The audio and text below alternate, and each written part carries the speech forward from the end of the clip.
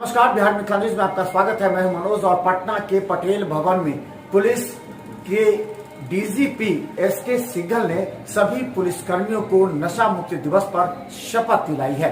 इस मौके पर उन्होंने कहा कि शराबबंदी को सख्ती से लागू किया जाए। उन्होंने कहा कि आप देख सकते हैं कि कई जिलों में छापेमारी की गई है और बड़े मात्रा में शराब बरामद किए गए हैं। उन्होंने कहा कि और भी कई टाइप नशा के होते हैं जैसे ड्रग्स के, उससे भी छापेमारी के जरिए पकड़ा जाएगा। हालांकि उन्होंने कहा कि ऐसे लोगों पर सख्त कार्रवाई की जा रही है। उन्होंने कहा कि अगर पुलिस के कोई पदाधिकारी और कर्मचारी भी अगर नशा का सेवन करते पाए जाएंगे तो उन पर भी एक बड़ी कार्रवाई की जाएगी। देखिए क्या कहते हैं बिहार के डीजीपी एसके सिंघल। जिस शपथ दिलवाया है, क्या कुछ था? देखिए, शराबबंदी के कानून को लागू करने के लिए पुलिस विभाग का एक एक पदाधिकारी, एक एक कर्मी कटिबद्ध है। शराबबंदी लागू करने के लिए उसके बहुत ही सकारात्मक परिणाम पूरे समाज में निकले हैं। हम लोग पूरी ताकत लगाकर शराबबंदी को हर हालत में इम्प्लीमेंट करेंगे, लेकिन शराबबंदी के साथ साथ कुछ ये भी प्रवृत्ति देखी जा रही है कि लोग ड्रग्स की तरफ उन्मुख हो रहे हैं।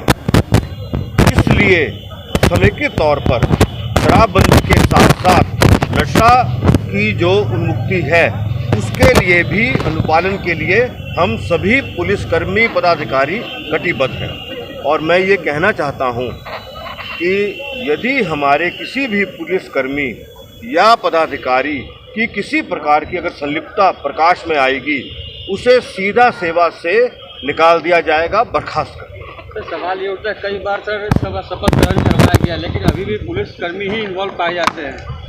देखिए, ये आपकी जर्नलाइज स्टेटमेंट है।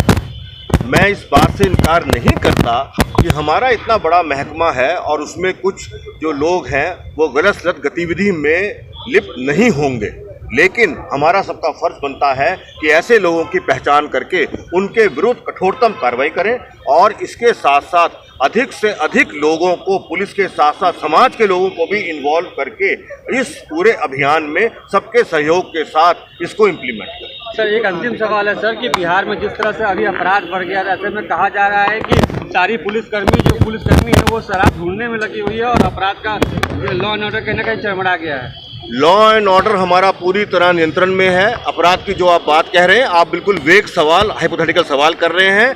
मैं आप सबको इसका डेटा उपलब्ध करवा दूंगा, क्योंकि डेटा के आधार पर ही ये सब बातें कहनी उचित होती हैं।